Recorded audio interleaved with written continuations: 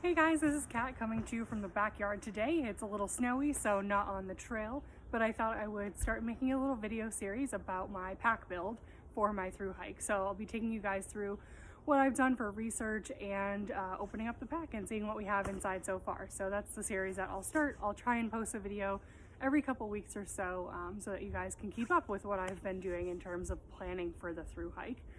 So today we're going to start with the pack and also the sleeping situation. So those are kind of some of the bigger ticket items. I've done a lot of research, talked to a bunch of people to get sort of dialed into what I know I'm going to want on the AT, or what I think I know I'm going to want on the AT. So let's go ahead and get started. Let's start with the pack. I think I mentioned this in a previous video. This is the Osprey Exos 58. So it is a really nice pack. I talked to some folks over at REI and had a couple different options in my mind when I wanted to make that pack decision. I know it's not the most ultralight pack, but I think it has some of the features that I'm really looking for. So as you can see, it does not have an external frame. It does have this nice little rigid back to it. Has a good section for airflow right here, if you can see that back portion there. And then there are a ton of pockets and a ton of straps to hook things into and to use on the trail. So have a really nice padding on the shoulder straps. I've taken this out a couple times now and the padding has really saved my shoulders. So that's a pretty nice feature there. I don't know if you can see it, but right in the back there is a pocket for the water reservoir. So I can just stuff that in, similar to other Osprey packs. I do have another day pack that I typically use, you know, bouncing around the White Mountains, but really nice to have that reservoir pack right in the back. If we talk about it from the front, there's a lot of great stuff. So we have a front pouch. This is pretty big. I mean, this thing goes like most of the way up and down the pack. You can see I have my poles here. There's a nice trekking pole sort of loop that you can loop them in and out of, so you can kind of take them out, set them aside. We'll do that. From here, again, nice big pouch. It does have a clip, so you can unclip. The thing I like about Osprey packs is there's a lot of clips going on. So things, you're able to kind of really tighten the pack down to make sure that things aren't shifting as you're walking or as you're hiking. So that's a nice one. On either side of this big pouch in the front, you do have these side pouches. They are also open to the back and open a little bit on the bottom. So it's nice to be able to kind of reach around and be able to grab something out of the side of this big side pocket. So that's a nice feature as well. You do have a brain. So this brain is fully detachable. I have it on right now because I've been keeping stuff in there and storing stuff in there. So you do have a nice brain, but you're able to take that off. If you take it off, you still have this cover for it, so you're not losing any of the protection up on the top of the pack. So that's a really nice option there as well. And then it is a top fill, so you have a pull cord. You can just kind of pull it open and see what's inside. So that's pretty much that with the pack. I'm sure someone more technical than myself can go through and talk about some of the other features, but as I'm sort of a newcomer to the full big backpacking scene, those are some of the things that I wanted. I wanted to make sure I could strap it down, wanted to make sure that it had enough pockets, and I do kind of like the top fill. So it's taken a little bit of getting used to with no zipper around the whole thing, but I did end up liking it. With that, let's talk a little bit about what's in the pack right now. I have the rain cover for it. So this is an Osprey rain cover. I asked the guys at REI like what would fit the pack best. I know that some people out there are, you know, really more DIY than I am. They want to make their own pack cover so that it's super light. This guy fits in its nice little pouch, so there's not a lot to that. You open it up and you can kind of pull the whole cover out, and the pouch stays attached to it. So you can't lose this, which is big for me. I tend to lose stuff sacks and things like that. So here we are. All it is, there's a nice little elastic, so you kind of put it around the bag when you're ready, when it's raining, and you can go from there. And then once you're done, you can kind of cinch it back up or pack it back up, and all you do is just kind of put it in this little bag here. Okay, and then it's done. So it's back in its little pouch. So that's one of the things I have in the pack so far. I wanted to make sure, again, that I got something that goes along with it. Let's talk about the sleeping situation. So this is a subject of great debate. You know, what do we want to do for our tent? What do we want to do for a sleeping bag, sleeping pad? So I have the Sea to Summit pillow, and this is something for me. I am not a good sleeper even at home. So I have a really hard time sleeping. I am a classic insomniac. So for myself, I decided that my luxury item is gonna be this pillow. It's really nice. It fits into this little mini stuff sack here. so you can kind of open it up. And I'll blow it up in just a few minutes, but you can see it's a pretty decent size. Like, it's not a small pillow. So you can kind of see that, and there's the little place where you blow it up. So I have my tent. So my tent is the Gossamer Gear, the 2. So some people would be like, hey Kat, why are you buying a 2-person tent for 1 person? I am very tall, and I read a couple of reviews of people who used the 1, and they said it wasn't, even though it's similar dimensions, it was nice to almost be able to go diagonally in the tent while you're sleeping, so that you have just a little bit of extra room. You're not touching the sides. It is a single wall tent, so it's kind of important for condensation. I don't want to be hitting my head or my feet on the side and getting my sleeping bag or my quilt soaking wet. So I'll set this guy up in just a couple minutes, but Gossamer Gear, the 2.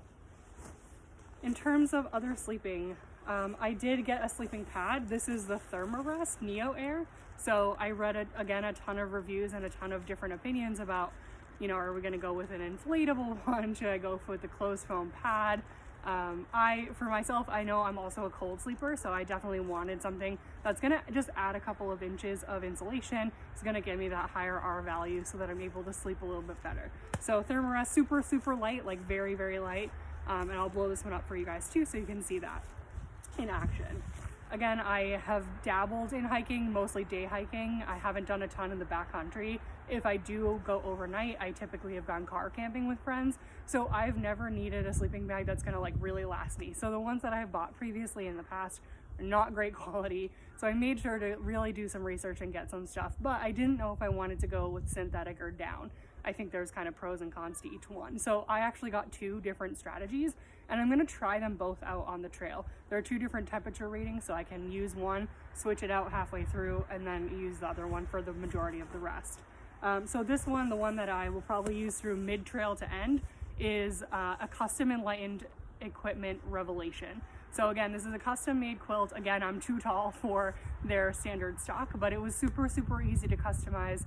I'll try to throw a link into their website. I believe it's an 800 or 850 fill, so really good quality down, RDS certified down. And then the last thing here in the pack is my full sleeping bag, which I will probably use really early on the trail. And it's just stuffed way down in there. Give me a second. Big Agnes Lone Dog, and it's a 15 degree. So this guy is 30 degree, the Enlightened equipment. The Big Agnes is a 15 degree. So when it's either early on and at Springer and it's really cold, I'm not a cold person, even though I'm sitting out here in the snow. I'm gonna be using this one, and then even as I get closer to Maine, like I live in New England, so I know that can get really cold really fast. I wanted to have the option of having something a little bit heftier to wrap all the way around me and keep me warm at night. Let's start setting up the tent. Again, the Gossamer Gear, the 2. So I'll open it up. It has a nice little drawstring at the top, so when you stuff it down, you can really start to compress it. Really pretty nice feature. And then right inside, I've typically stored it right on the side here. There's another smaller bag. This has your tent stakes and also your guy lines. There's a couple of extra guy lines. I also went ahead and got some additional tent stakes. They're a little meatier, so I got some from Tokes, and then I'm also just using the ones that came with the tent. I have not tied on the additional guy lines. There's like one on either side of the tent that you'll see, but bear with me, there's some extra stuff in here. So that's that. I'll drop this guy here and then be able to peel this guy out. As you can probably tell, I've opened it a couple of times. I played around with it a bunch to make sure that it's gonna really work for me. I'm planning on taking it out for a backpacking trip this summer just to make sure that everything is copacetic with it. So with that, I'll go ahead and set this guy up. With snow and a hard packed dirt underneath it, it's not the best guy out job, but it will do the trick for just setting it up really quick. It is a trekking pole tent, so I do need 2 poles to be able to set it up. You'll see there's like a little grommet, hopefully you can see it in the video. There's a little hole or like a little grommet on the floor. So all you want to do, make sure you take off the bottom part of your trekking pole. All you want to do is kind of stick that guy in there and make sure that's kind of on there pretty sturdy.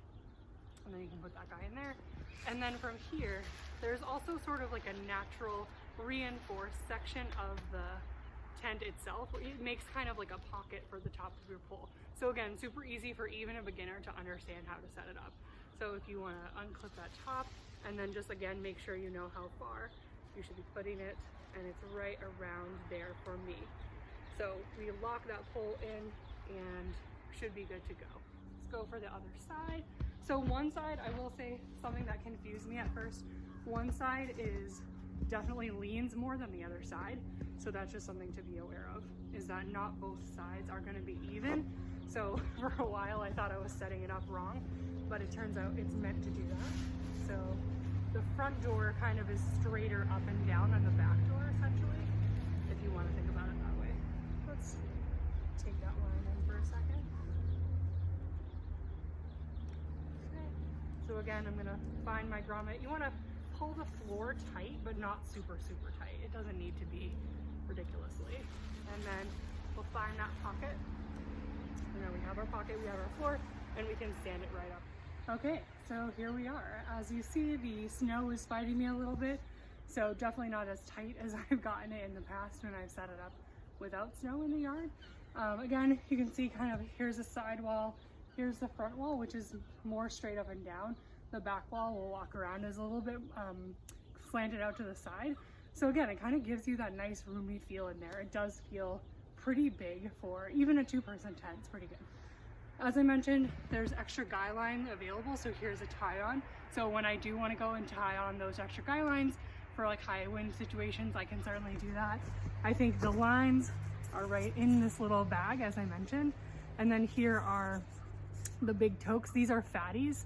So if you can see, hopefully on the video, these are pretty wide, pretty big. So hefty enough to hold something down even through pretty high. All right, so here we can see the Gossamer Gear the 2. This is sort of the front entrance here. So let's take a little look. I have found it to be a two-handed open.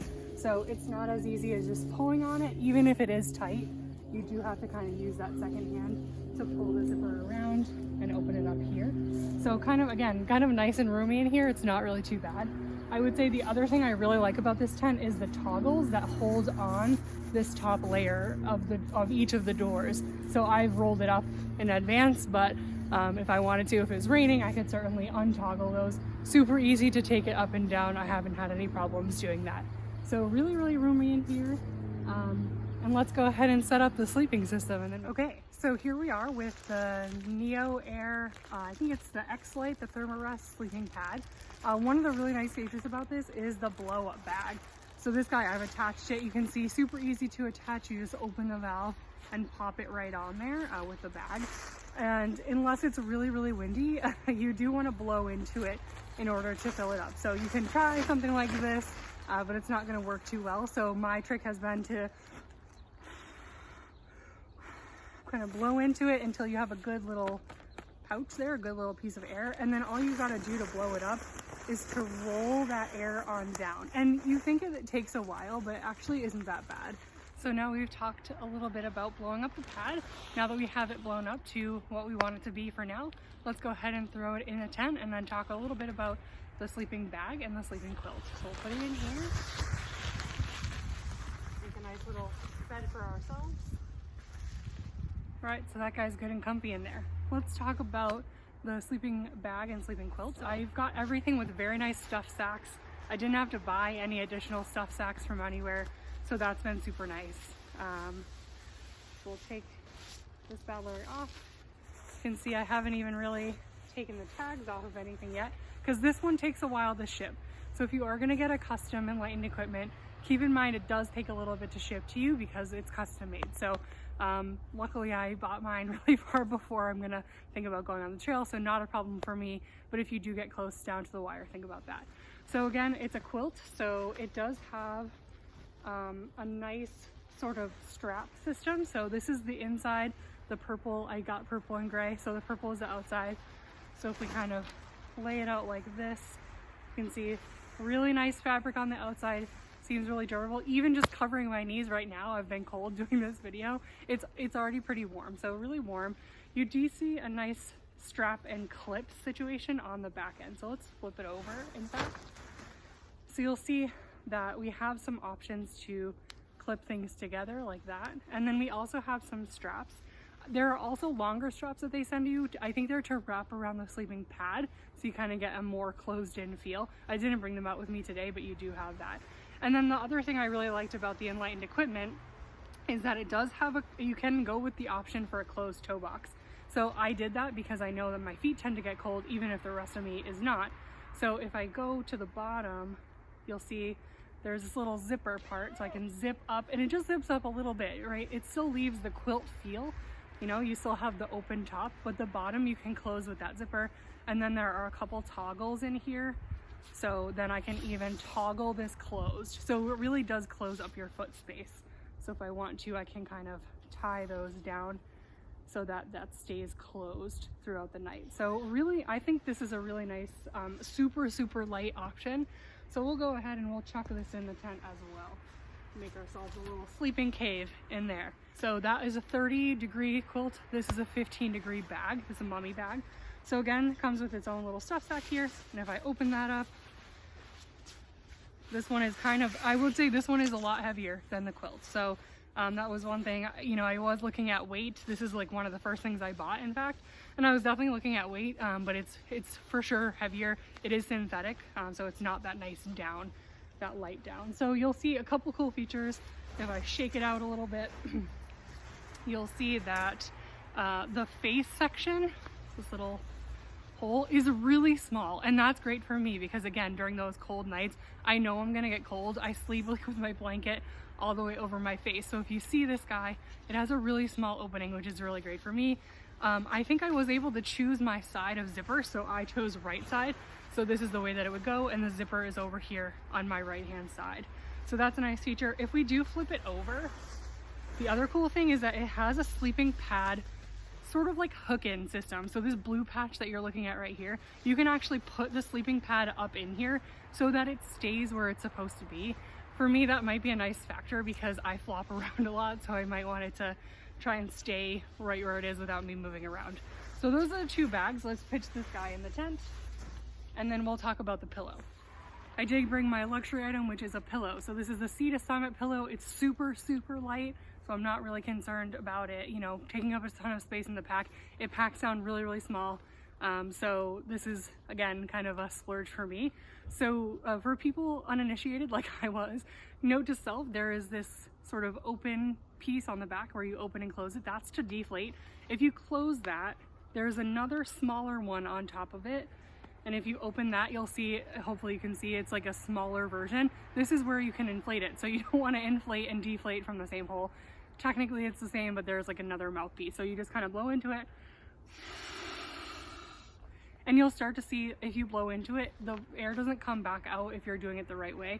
So it's nice, it's a super quick inflate and shouldn't cause you any serious problems.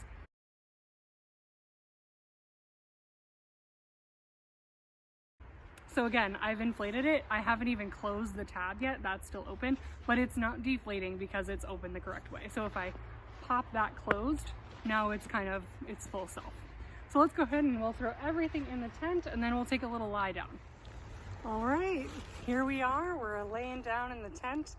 As you can see, plenty of room. I did set the Big Agnes up next to myself here just to show if you wanted to sleep foot to face, you certainly can fit two people in this Gossamer Gear tent. So pretty comfy, I would say, especially with my handy dandy pillow. You know, it's really cold out today, but even just with the quilt on, I know I'm not sleeping out here, but it does feel fairly warm. I definitely have space for a pack over here, you know, whatever else I need to have in here.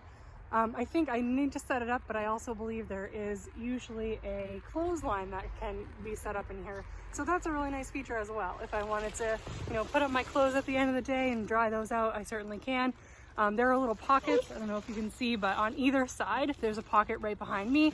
There's a pocket over here, so maybe for a phone or something else, you know, any activities I want to be doing at night. So even though it's a pretty simple tent, there's not a ton of bells and whistles, it's a really great for exactly what it is. So I'm super happy with it. So hopefully this is helpful for some people who are considering some gear. And again, I'll post some links about some of the research that I've done, so hopefully it will help you on your journeys as well.